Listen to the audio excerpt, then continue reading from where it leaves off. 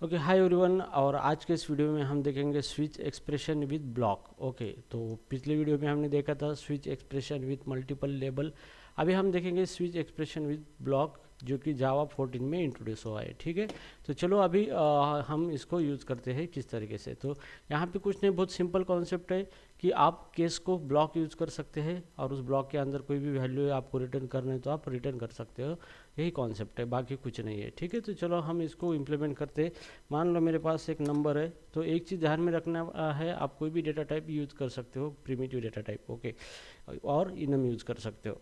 सो int यहाँ पे नम है, जो कि मैं आसानी के लिए इंटीजर ले रहा हूँ, आप स्ट्रिंग वगैरह कोई भी ले सकते हो। ठीक है, तो यहाँ पे मुझे क्या करना है, एक स्ट्रिंग नाम का एक वेरिएबल बनाना है यहाँ पे, जिसके अंदर मुझे डेटा असाइन करना है फ्रॉम स्विच। तो स्विच एक्सप्रेशन का मतलब क्या होता है कि हम स्विच के जरिए एक वेरिएबल के अंदर वैल्यू असाइन कर सकते हैं, जो कि स्विच का वो रिजल्ट होगा। ठीक है, तो स्ट्रिंग डेटा नाम से एक वेरिएबल लिया है हमने, और यहाँ पे हमने लिया है स्विच। ठीक है, यहाँ पे स्विच लिया है यहाँ पे, और यहाँ पे इसको सेमीकोलन देना है आपको। ठीक है, अब ये जो स्विच है, इसको मैं एक एक्सप्रेशन नंबर पास करूँगा। इसको मैं यहाँ पे ये नंबर मुझे मैच करना है लेबल के साथ। ठीक है, तो पहले मैं केस लिखूँगा, केस, और लेबल लिखूँगा 10, 20। अगर 10 और 20 मैच होता है तो यहाँ पे मैं रिटर्न करूँगा यहाँ पे 10। ठीक है, ये तो इतना तो हमने पहले देखा था। और यहाँ पे स्विच एक्सप्रेशन लिखते वक्त हमें ध्यान में रखना है, इसके अंदर डिफ़ॉल्ट जो है ये कंपलसरी है। ठीक है, डिफ़ॉल्ट, तो इसका सिंटैक्स इस तरीके से है। तो मैं यहाँ पे लिखूँगा नॉट मैच।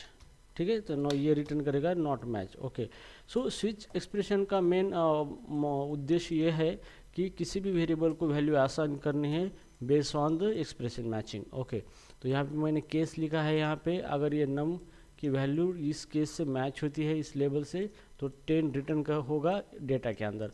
या फिर मुझे और एक केस लिखना है यहाँ पे, केस जिसकी वैल्यू 50, 60, 70, या फिर सिंगल भी वैल्यू हो सकती है। तो मैं 3 वैल्यू दे रहा हूँ मल्टीपल। तो यहाँ पे मैं यहाँ पे इस तरीके से ब्लॉक भी यहाँ पे लिख सकता हूँ। ठीक है, तो यहाँ पे ब्लॉक लिखने के बाद यहाँ पे मुझे कुछ वैल्यू रिटर्न करनी है इसके अंदर। तो मैं रिटर्न करने के लिए हमें यील्ड यूज़ करना है। क्या यूज़ करना है? यील्ड। ओके, तो हियर यील्ड यूज़ करना है यहाँ पे, जैसे कि यील्ड यूज़ करना है। और मैं यहाँ पे रिटर्न करना चाहता हूँ केस ब्लॉक।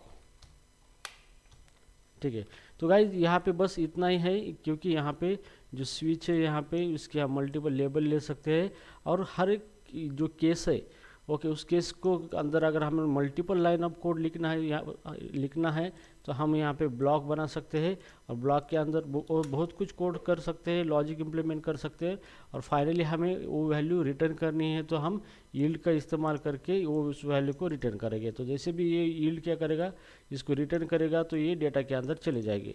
ठीक है, अगर यहाँ पे ये जो वैल्यू है नम की, यहाँ पे नम दिया है, नम वैल्यू अगर ये जो पहला केस है इसमें से किसी से भी मैच हुई तो ये बाय डिफ़ॉल्ट सिंगल स्टेटमेंट है, तो ये बाय डिफ़ॉल्ट सिंगल एक्सप्रेशन को रिटर्न करेगा डेटा के अंदर। ठीक है, अगर आपको लगता है कि आपको ब्लॉक यूज़ करना है, मल्टीपल कोड करना है, तो आप यहाँ पे ब्लॉक भी इस्तेमाल कर सकते हो। और अगर आपको वैल्यू रिटर्न करनी है तो यील्ड का इस्तेमाल करके आप उस वैल्यू को यहाँ पे रिटर्न कर सकते हो यहाँ पे। ठीक है, राइट नाउ। और यहाँ पे डिफ़ॉल्ट भी दिया है, और डिफ़ॉल्ट क्या रिटर्न करेगा? Not match. तो डिफ़ॉल्ट ये कंपलसरी है यहाँ पे स्विच एक्सप्रेशन में। ठीक है, तो अभी ये जो कोड है, ये इस कोड का आउटपुट क्या आएगा यहाँ पे हम देखेंगे। तो इसका आउटपुट देखो, हमने नम के अंदर 5 दिया है, तो 5 यहाँ पे स्विच के अंदर आएगा। 5 इसी से भी मैच नहीं है, इससे भी मैच नहीं है, तो बाय डिफ़ॉल्ट नॉट मैच ये क्या होगा? एग्जीक्यूट होगा। ठीक है, तो चलो इसको सेव करते हैं और इसको रन करते हैं, run as a Java application. तो यहाँ पे आउटपुट आ गया हमारा यहाँ पे।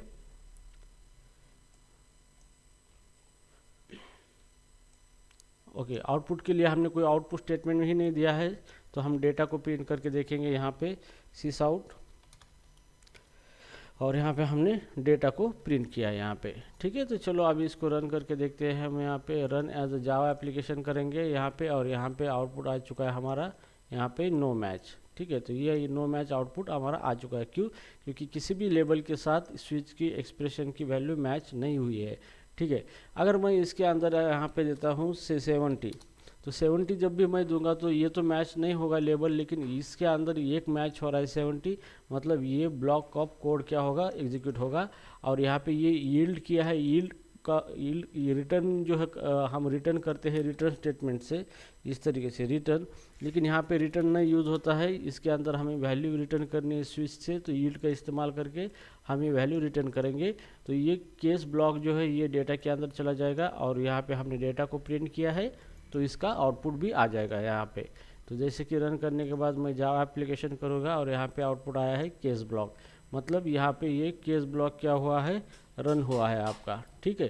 तो इस ये फीचर था जावा 14 ने लॉन्च किया है स्विच एक्सप्रेशन के साथ। तो आप किसी भी वेरिएबल को वैल्यू असाइन कर सकते हो यूजिंग स्विच, और स्विच के अंदर केस के अंदर आप इस तरीके से ब्लॉक लिख सकते हो, केस ब्लॉक, और उसके अंदर वैल्यू अगर रिटर्न करनी है तो आप यील्ड का इस्तेमाल करके वैल्यू को रिटर्न कर सकते हो। बस इतना ही था इस कॉन्सेप्ट के अंदर, जो कि ये आपको आना चाहिए, और इंटरव्यू में भी आपको इसके बारे में क्वेश्चन पूछ सकते हैं, ठीक है।